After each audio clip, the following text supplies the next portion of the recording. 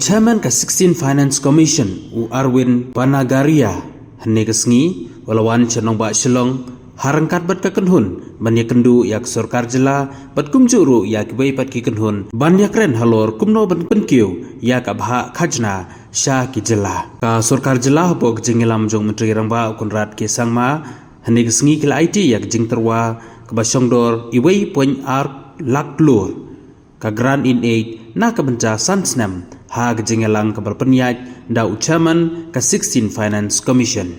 Habakren berkilat petai kebor ucaman joka 16 Finance Commission ulaong ka jingkwa ka jylla ka long ban kyntiew ya ka bhah na ka divisible pool na ka subway percent sha ka sanpho percent.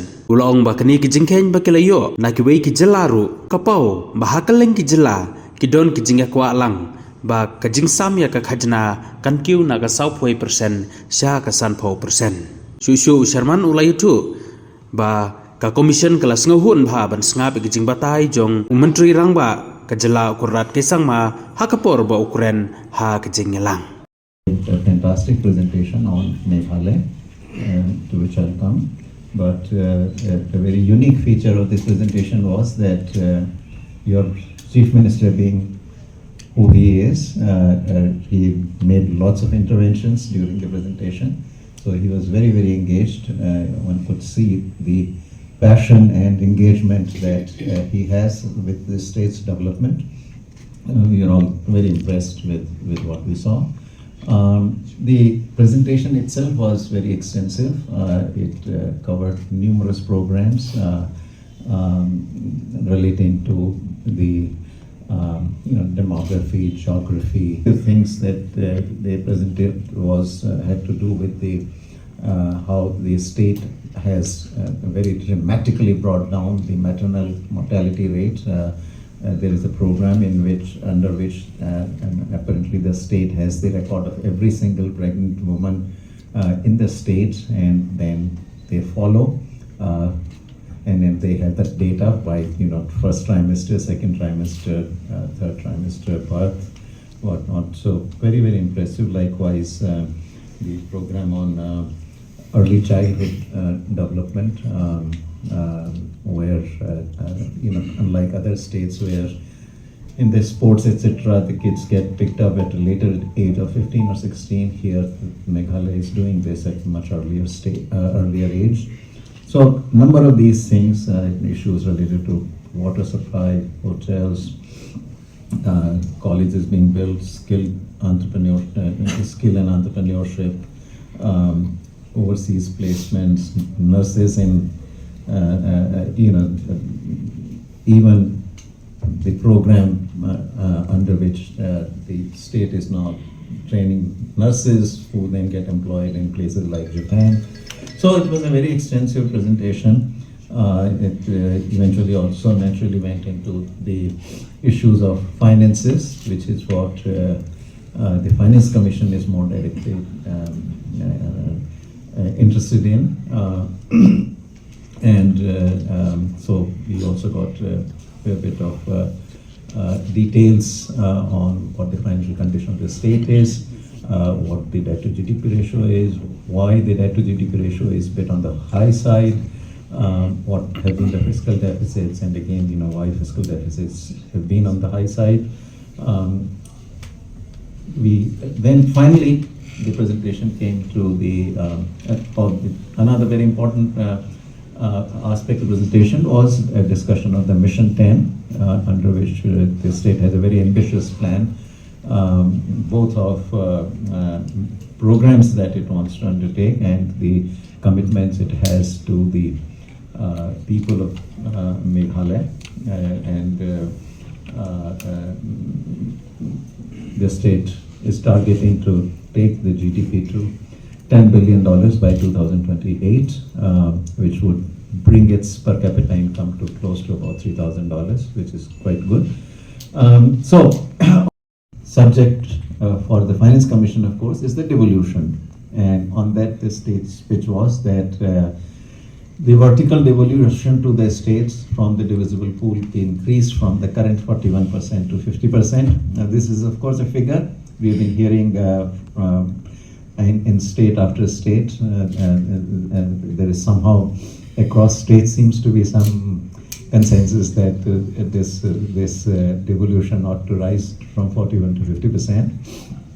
Normally, of course, finance commissions don't really increase change the shares that dramatically. But in any case, for us, it's an early stage of work, and so we don't know where that is going to go. On horizontal devolution, where the mandate is how the state share is to be divided among the 28 states of India. The state had some very specific suggestions, and in particular, the state pitched for larger proportion of the state's share to be devolved based on forest. 15th Finance Commission had given a weight of 10% to forest and ecology. Meghalaya's proposals for the 16th are that we raise that from 10 to 15%. They also suggested introducing a new criterion called the rural dispersion of the population, to which they said 2.5 to 5% weight be given. So if one were to do that, then this would be a new criterion, because rural dispersion has not been a criterion in the past for any finance commission. Then there was also a suggestion that the quality of expenditure be given some consideration. For that, they suggested a 2.5% weight on that. That was the main deviation they suggested. Income distance, they said, keep at 45%, which is what it was under the 15th Finance Commission. So that is where the broad picture is. Then there was some discussion on the local bodies as well as the disaster relief and disaster management. That was our discussion. Then the commission spoke back and responded as well as asked for some more additional information, to which again the Chief Minister himself gave a number of replies. So that is overall where our discussions were. The commission itself currently is very much in a state of consultation with the states and other stakeholders, but states consultation with the states is the major activity of the commission right now. Meghalaya was our 8th state to visit. We have visited 7 others. So last one we visited was Assam in the neighborhood. So we have done about quarter of the total 28 states. So it's still early in the game. We have to listen to all the states. So we have gone to states in the north and west. We have gone to states in northeast. We have gone to states in the south. And naturally, these states have very different geography, demography, and needs. And so therefore, we have naturally heard very different viewpoints regarding particularly the horizontal devolution of the divisible pool or horizontal devolution of the state's share. Southern states in particular had a very different view on this. So at this point we have no decisions with respect to where the commission is ultimately going to come out. That is something that we will deal with much later after we have consulted with all the other states. So we can that's the overall view now. So naturally, the Meghalaya depends very heavily on central transfers, which are coming both from the Finance Commission, but also from the center. Non-FC transfers are also quite large. If you look at it, the debt to GDP ratio is rather high, and so also the fiscal deficit is high. Now, part of it is explained away by the fact that the state has been making good use of the long-term capital grants. That it's being given as a loan, 50-year loan, which obviously has an incredible, and it's an interest-free loan for 50 years. So it's almost like a grant, but it's not quite a grant. And therefore it has to be actually taken into the debt to GDP ratio. It goes in there. So it gets a little bit overstated because of that. But still, I think I would say it is a bit on the high side. But we can take the views of our members here if they would want to bear on this particular issue.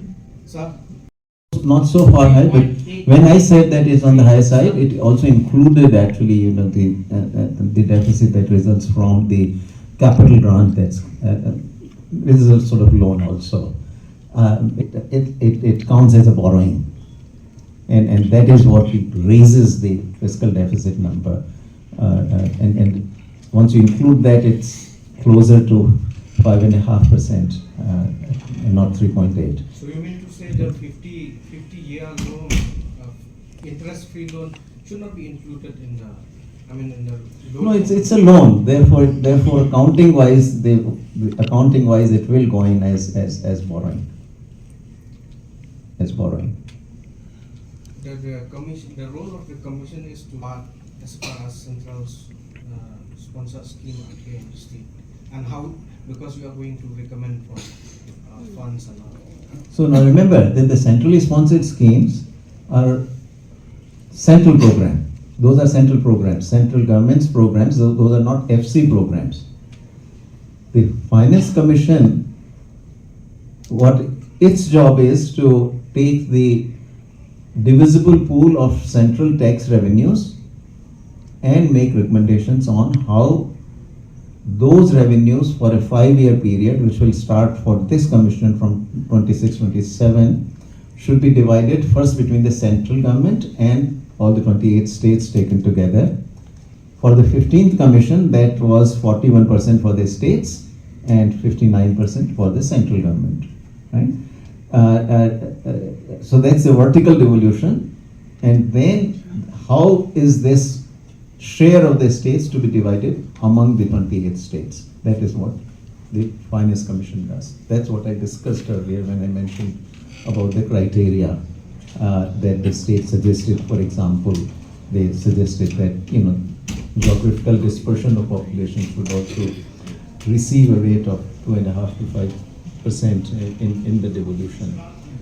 That was part of the horizontal devolution. So will the No. It is only Meghalaya is only one of the 28 states. We will listen to all 28 states, but we also listen to the other stakeholders. We'll also listen to the central government. Obviously, central government is a major stakeholder in the process as well. But we also, like for example, in the month of April, we had come to in fact Shillong to consult with the economists and policy analysts of the Northeast. So this was a meeting organized at the Nehru, the university here.